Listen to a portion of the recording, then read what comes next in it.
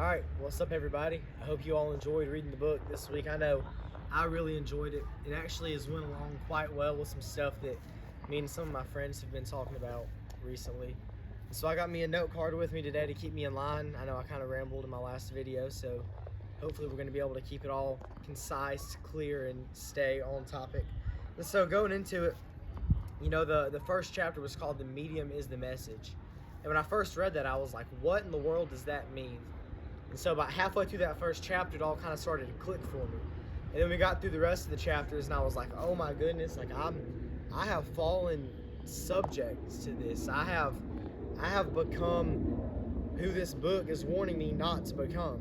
So I'm hoping that we'll be able to kind of work through that and get out of that and kind of return to a more structured, intellectual kind of idea as we go about. But first off, the first problem with that, this is kind of me breaking down what the medium is the message means, is that there's so many hidden assumptions in the media, right? And so just an easy example, you have Fox News, who are always going to come at things from a super right-wing idea. They're going to always be conservative. They're going to always show, hey, this is what the news say from our point of view.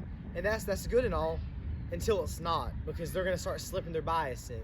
And then on the other hand, you got people like CNN, who are going to be given everything from a very left-wing idea. They're going to be, very liberal in their things. And that's great until it's not, because their ideologies and their biases are going to start slipping in there.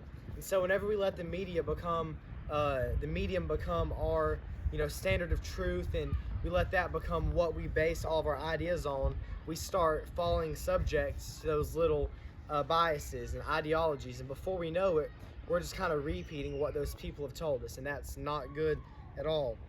And then the next thing was cool. In one of the chapters, it was either one or two, it talked about how the clock has rewritten our culture. And it was talking about how, used to, it was like, hey, I'm going to do this, and I'll just get to it when I get to it. And then it became, hey, here's the clock. Now there's clocks everywhere. Now it's my life is following this clock. It wasn't, hey, I'm going to, go cut the grass. It's now, hey, I've got to cut the grass between this time. And then that developed into, hey, my life is structured around time. My life is structured around, having to make this deadline and having to do this. And pretty soon, the clock controls us. And he used that analogy to say everything becomes like that, right?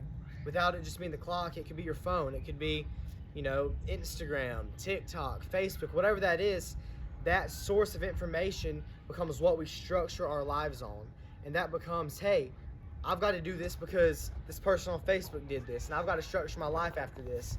And we just slip into that subconsciously, and that's really, really dangerous to us. And so we need to be careful of that. And then he also got into the whole thing where he compared the different cultures. And so there's 3 different types of mediums and truth and ways we communicated throughout the culture. First, we had the oral cultures, and that was like what Jesus did. That was where everything was based on parables. Everything was based on teachings. It was very much, hey, this guy's of authority, so what he says goes. Right? So the disciples would say, Jesus taught me this in a parable, and this is true because A, he's authoritative, and then B, I understand it because it came from parable. And that culture kind of shifted to more of a written culture. And we see that with a lot of like the ancient Greeks and all that, to where, and that extended all the way to the early American society too, to where it was, let's write this down, let's develop an argument, we're going to get it proofread, and then we're going to publish it. That way other people can criticize it, other people can look at it, other people can glean from it, other people can decide if it's true or not. It's easily comparable. And just in recent years, our society has shifted from that written culture to a very TV culture.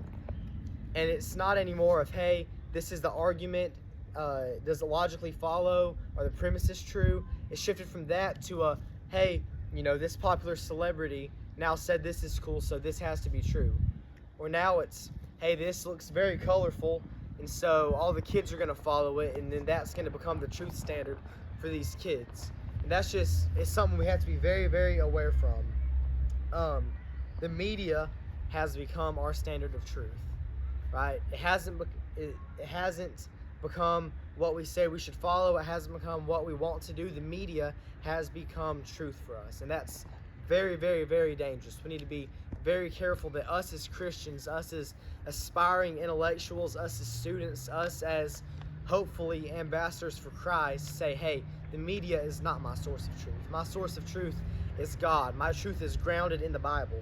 And so leading into that, how does knowing what that means impact my attitude towards media?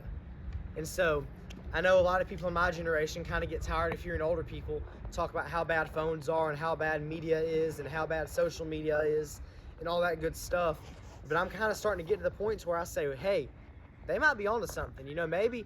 Maybe I should steer clear of the social media for a while. Maybe I should kind of steer clear of letting my ideas and letting my worldview be influenced by the media, or else I'm going to become one of these robots that just follows the media.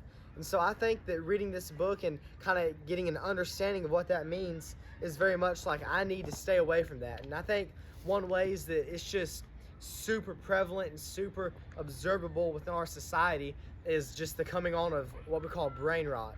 And it's people, it's generally people a little bit younger than me, kind of like your elementary, middle school, early high school age people, to where their brains have literally just been rotted with nonsense. You can see kids running around, saying 6, 7 just to say it, or they run around saying, stupid words in other languages just because it makes their friends laugh. And why are they doing that? Because the media has influenced them so much to where if you want to be accepted, if you want to be cool, if you want to be the person of authority, you have to succumb to that. That's not good. We need to steer clear from that. And so, kind of ending here, how does my worldview play into this? How does my worldview shape my idea of this? And I think just very simply, first off, we need to be intellectual. My worldview is that we need to aspire to know. We need to aspire to not only know Christ and be known by Christ, but we need to aspire to know truth, to love truth, to live in truth. And so whenever we're in a culture that says, instead of forming truth and putting it out there, you just need to follow what's flashy, follow what's nice, follow what the media says, we need to be super weary of that. And so kind of ending the example they showed, I think it was Postman showed in maybe the 3rd or 4th chapter, was he was talking about Abraham Lincoln, and Abraham Lincoln would debate, I forgot the other guy's name, and they would have just these hour-long debates out in public, and the audience would just sit there and listen to the debates. And Abraham Lincoln, he understood that the audience knew what he was talking about. He would make these complex arguments, and he would use all this big reasoning and all this good stuff because he knew that the audience understood what he was talking about. And our society just drifted away from that. And so my worldview, the Christian worldview, I think that we should strive to bring our society back to a point to where we don't have to dumb everything down. We don't have to say, let's not live in truth. We can say, look, God's truth, all truth is God's truth, so let's live in the truth. Let's live in God. And the more we learn, the greater we grow in our intellect, the closer we can become to God. So that's my take on these first 5 chapters of the book. I look forward to hearing what you guys have to say.